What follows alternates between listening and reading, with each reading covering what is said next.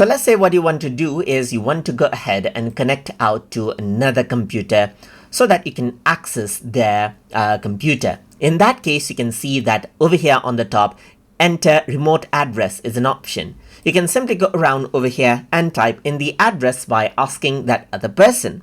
Let's say, for example, I'm going to go around and type in, let's say, for example, 1088 right here, 545 and 197 right here, just like this, and press enter. Once you do that, you can see it says connecting right here. So the other person will be sent a request and they would have to accept it before you can get access to their computer.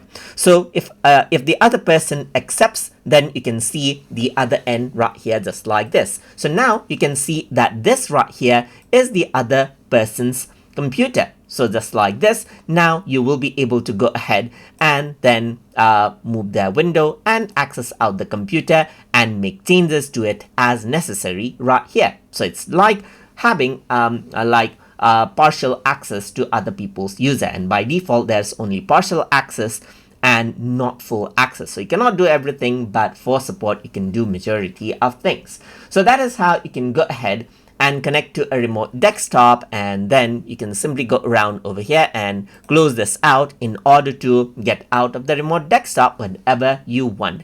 And once you go ahead and then connect it, you will be able to see that ID right here in the recent sessions as well for easy access for the future. So I hope you guys learned something as always. And as always, please like, comment, share, and subscribe.